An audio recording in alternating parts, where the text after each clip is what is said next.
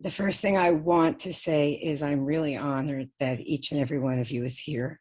And I thank you for coming to hear what I have to share with you. I do hope to entertain and inspire. So without any further ado, I'm going to share my screen. Okay, here we go. What's it all about? We meet here once a week, presenters from all over the globe. We meet here to talk about the afterlife, mediumship from mental, physical to ITC, out-of-body states. We have our own Jürgen. We've seen the most incredible drawings of what spirit realms look to him when he's out of body. We've had talks on quantum physics. We were told that nothing is solid, that everything comes down to waves and particles. We have presenters who speak about communicating with extraterrestrials, some of us loved ones in spirits, pets included. Everything from healing, automatic writing, spirit art, dreams, remote viewing. To me, they all lead to one conclusion, and it's what makes all of this possible that we'll be talking about. And that is that consciousness is independent of the physical body. And that we are all connected through what I call the great cosmic iCloud. And I kind of see it like this, you know, when we're born, you know, we're born into a body. And here's this little sea turtle, he's in water, we're born in air. We're born into a body, but the soul is born into that body. And you know how we know this? Because when we lose someone and we look at them lying there, we look at them and we say, she's gone, he's gone. But they're lying right there. Their hands are there and their eyes, their hair. What is gone? How do we know they're gone? Well, what is gone is the essence that animated the body, that gave it life. Like the plug for it, when you plug in a light bulb, it's like someone pulled the plug. The energy not only is never destroyed, as we know, it's always got this connection because we are that now. And we all hear the expression, we are, you know, spirits in bodies, but I think we tend to forget. And so we see spirit world and physical reality as separate entities. But in fact, as we know, there's a bleed through. And that's why our mediums and all these things are able to work, because in fact, it bleeds through.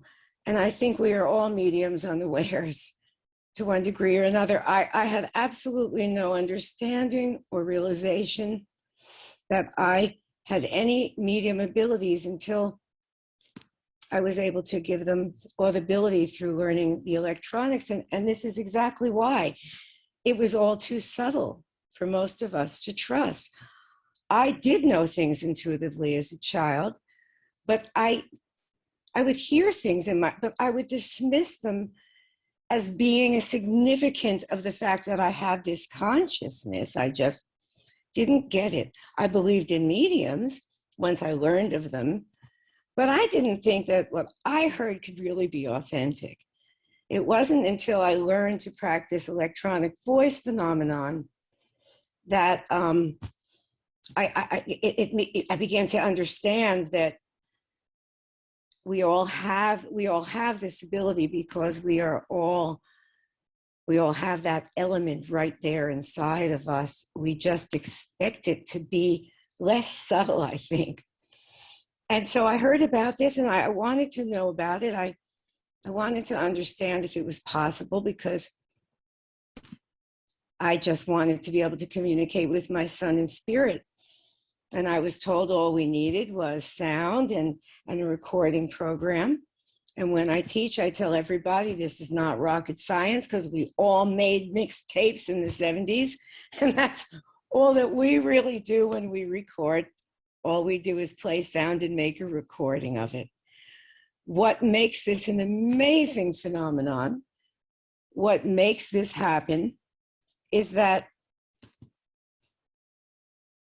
spirit joins us. And spirit does something we don't know how to do, and that is change sound that sounds like this.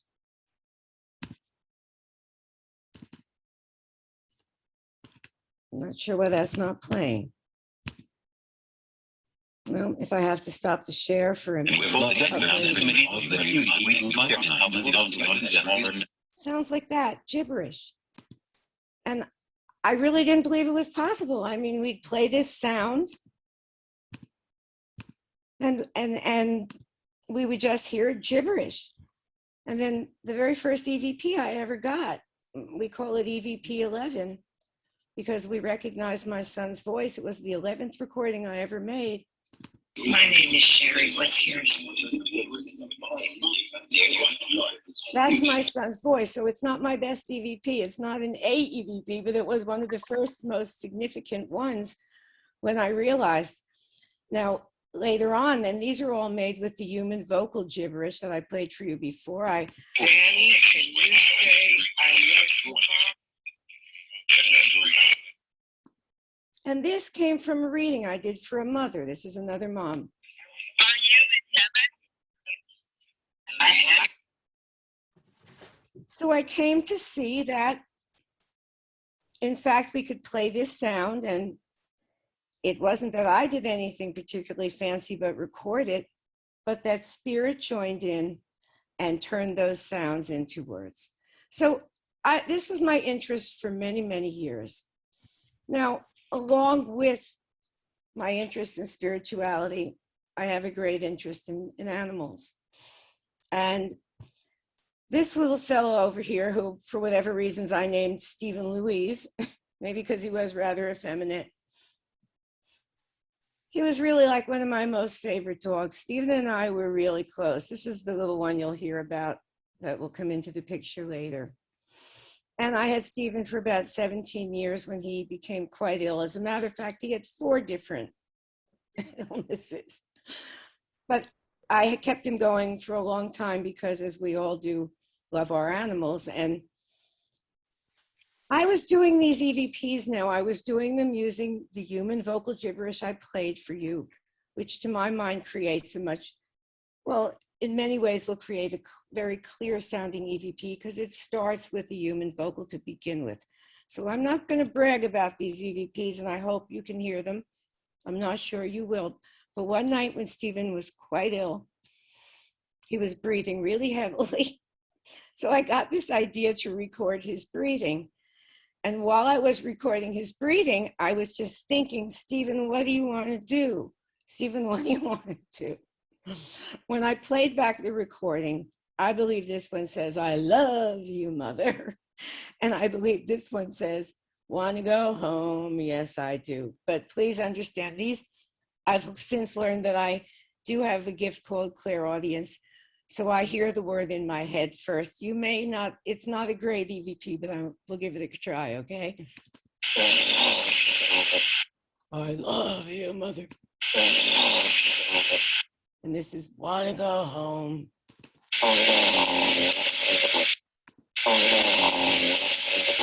You may or may not have heard those. Thank you, Susie. I saw your head move. Glad to hear it. But I took it as enough for me to say this little fella is ready to leave. So I helped him the next day at the vet. And life goes on as it must. And many of you may know of this fella named Keith Clark. He is a terrific guy, and he is an EVP and ITC researcher. And these are his websites. One of the things that Keith is known to do is make electronic sound sources. I wanted to experiment with any kind of sound I could find along with the gibberish, just to see if my son would come through things besides human vocal gibberish, and if it was dependent on using that. So I was experimenting with all these other sound sources, and I experimented with something Keith made that he calls Michael, and I slowed it down to 50%. Why, I don't know, I just guessed. And it sounds like this.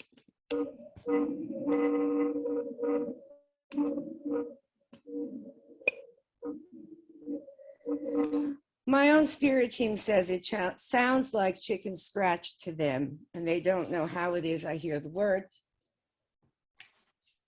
Well, one day I was listening to this recording on my desktop, and instead of just hearing 3 to 5 words and then going back to gibberish, I just started hearing word after word. And then if I would start to think a question, I would hear my question coming through. And I said, whoa, what is going on here? So I left it on my desktop. I didn't erase the recording. And the next day I decided to play it again. Only it was not that I was listening to hear the things I'd heard the day before, because I thought, oh, that's profound. I want to save that and hear that tomorrow. And when I went back on, it was all new. It wasn't the recording I remembered. And again, if I'd say, well, what is going on? I'd hear, what is going on in that silly voice. So I started to just think a question. And I thought, well, can I have back and forth conversations like this? And I heard, yes, yes, yes. So that's how this step began. I didn't understand what this was about until, thank God for Wendy, who told me, well, you're hearing it clairaudiently, which means you're getting the word in your head first. That allows you to make it out in the sound. I had no idea how this could be happening. So I got the bright idea of just taking that file of that particular sound that Keith made, that he calls Michael, and create an email called Talk to Me Spirit Team and send that right to my email.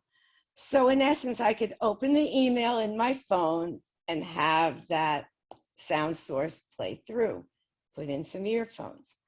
And I started doing this every day to say hi to my son and others that would come through. And one day I'm on the line and I hear, it's not fair.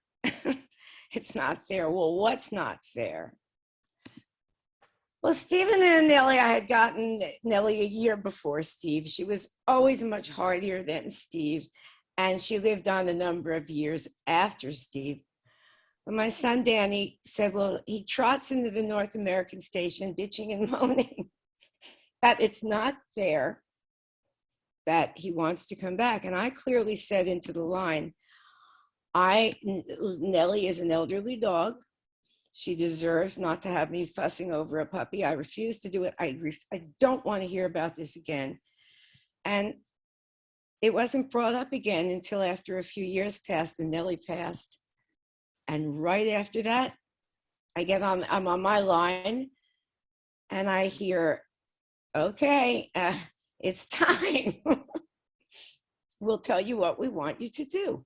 Now I'm hearing this and I will be honest, I question, if it's just me talking to myself or if you don't really know, but I knew what I was hearing.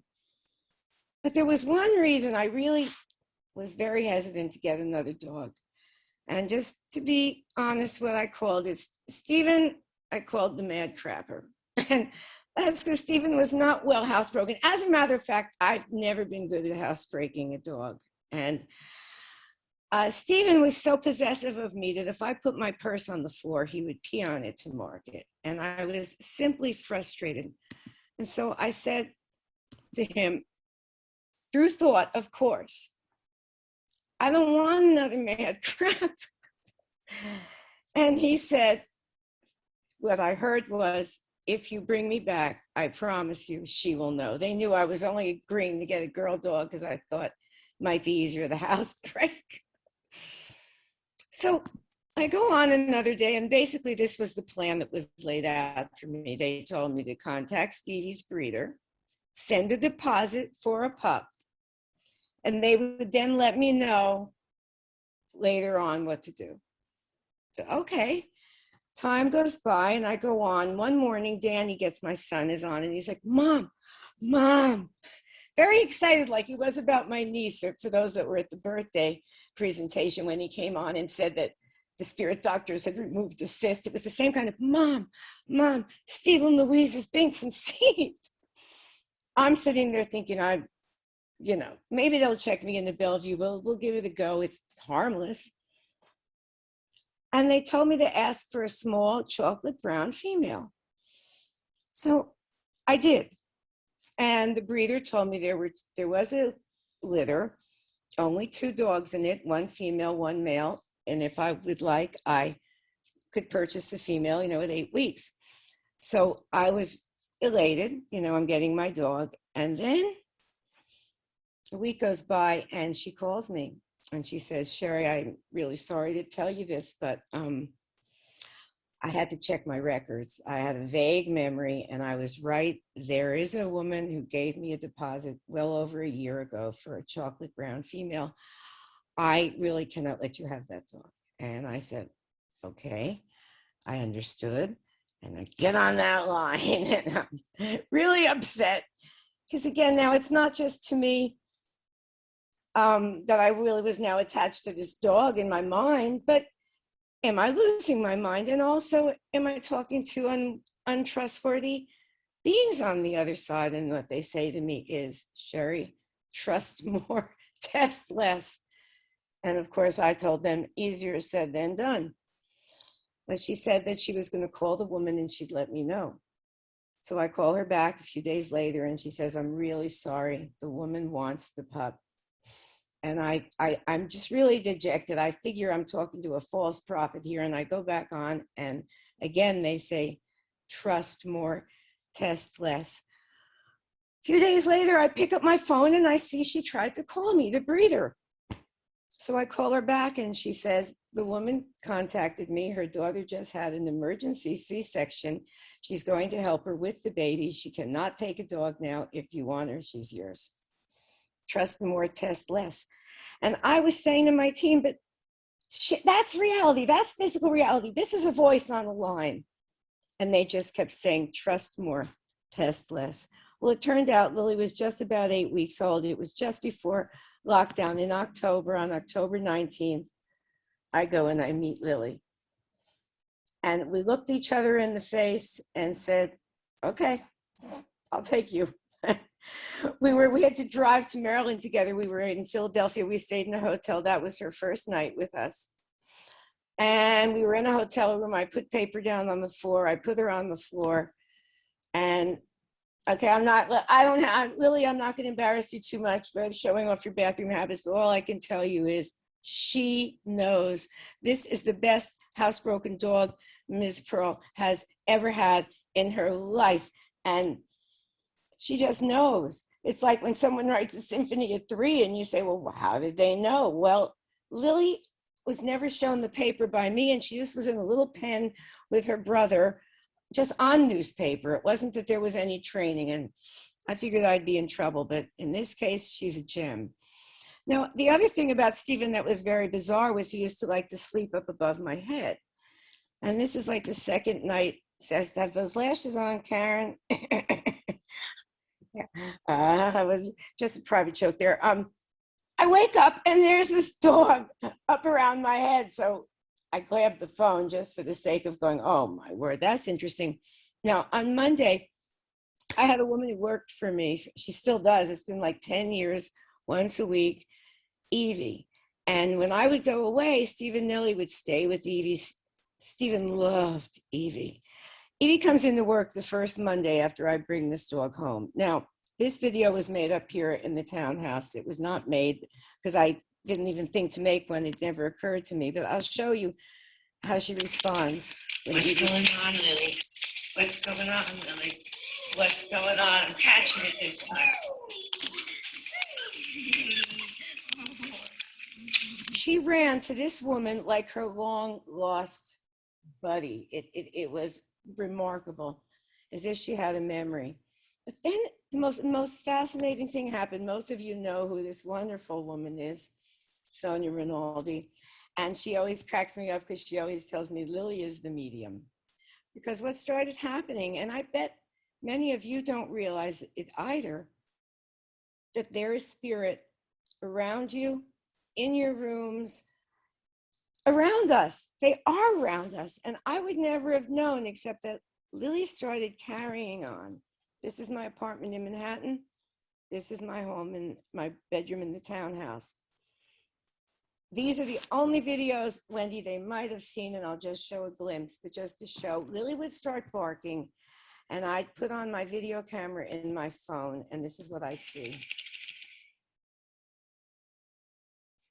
These orbs would just they would just keep coming. I wonder why she's barking. Hey guys. Holy. And then I would go up to the country house and the same kind of thing. She'd start barking. I wouldn't be aware of anything. I'd put on the video. And this is what I would see. Thank you, thank you, thank you for this visit, for this shower. Oh.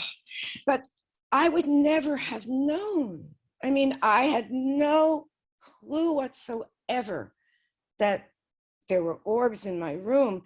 And so my dear friend in England, Lynn Walker, said to me, I showed her one of these videos, and she said, well, Sheri, why don't you record for EVPs simultaneously with when you're getting one of those orb nights? Because, you know, spirits around. And I said, not a bad idea. So the first thing I did was I just asked them if they liked that idea. And these are still shots, but I started getting orbs over, and this is my desk. And these are the computers I work on. And these are the two I use a lot to do recording. And here's an orb right here. That's a picture of Danny. And I felt like this was a confirmation that when I started asking them, they started going in the direction of the computer. And so I said, all right, let's give it a shot.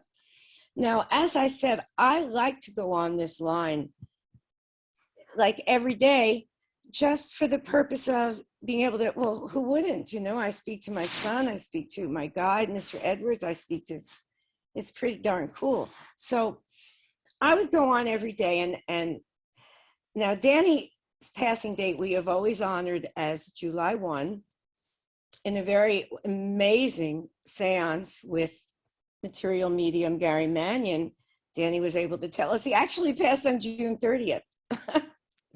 But on the morning of June 30th, I, went on the line to see if anyone was there and if there was any updates. Danny said, Mom, we celebrate passing dates, even though we know for you it's, a pretty somber day. To us, we've been born in spirit and we have parties for each other. So if you want to do that recording thing tonight, we're going to show up. So when Lily started getting barky, I decided to go. I was all set up. I'd said ahead of time, all right, I'll give it a shot. And I decided to have some fun and play around with different sound sources just to see what would happen. So I'll tell you the sound sources I played the EVP. These were all from that night. They're all using gibberish in one form or another, although this one was from a software called Phasmabox. So I said, Daniel, are you there? And this was made with Portuguese gibberish sent to me by Sonia.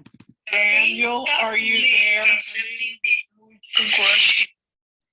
I don't know if it's the best, of course, in the world, but I hear it. Now, this is made with human vocal gibberish, but adult human vocal gibberish, not the toddler one I'll play later. And you should just know that my spirit team call me Little One, and it says it's Little One. It's Little One. It's Little One. It's Little One. Now, I think they were having a party. This one actually came in before this one, and I set it up. I did it wrong, but this is using the Portuguese gibberish, and I think the children were saying we're fortunate. And it's very social.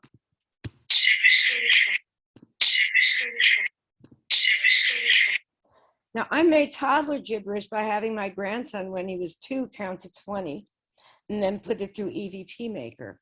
So you'll hear me say, I'm switching to toddler gibberish, and I'll ask what you'll hear. And now let's switch ourselves over to some toddler gibberish. Any children in spirit want to say hello? Did you hear the yes, me? Let's play it again. And now let's switch ourselves over to some toddler gibberish. Any children in spirit want to say hello? And here's some toddler gibberish. I'm happy.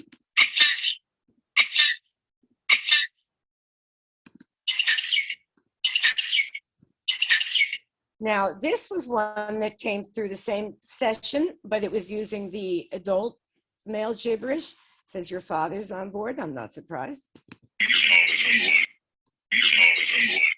And this spontaneously came through when I was trying Phasma Box, when it was the same night, and it says, I love being here.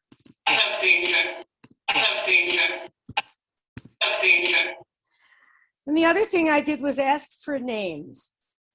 Some of the clearest names came through a software called Phasma Box. It's Billy, I believe, is the toddler gibberish. But listen, take a listen to these.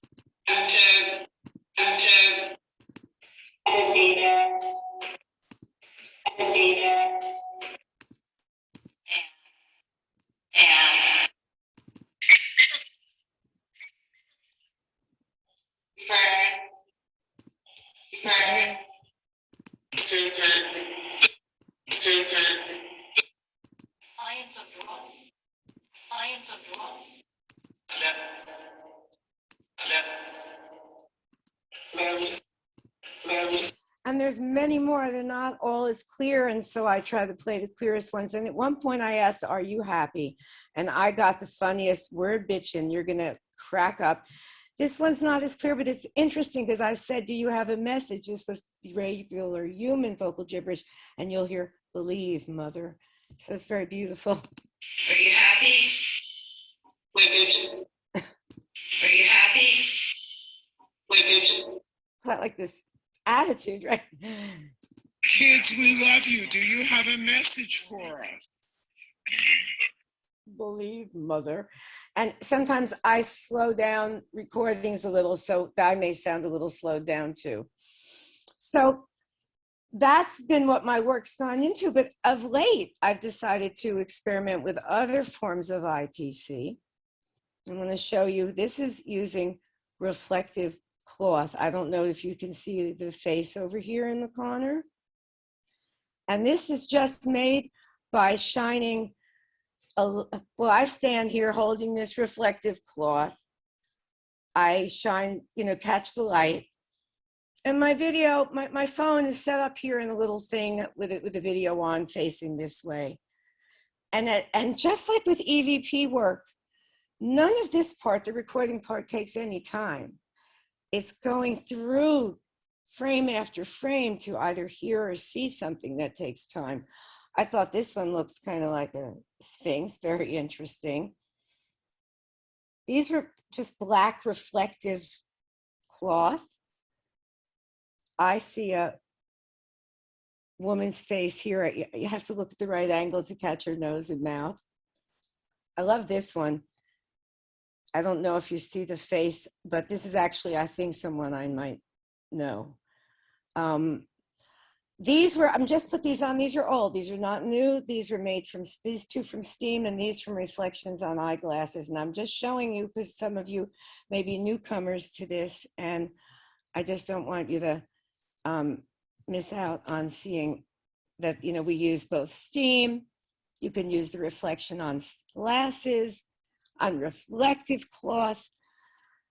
But what is this telling us except that, I don't know how to do this, guys, any more than you do. All I know how to do is stand there like the fool behind the curtain, move the cloth around.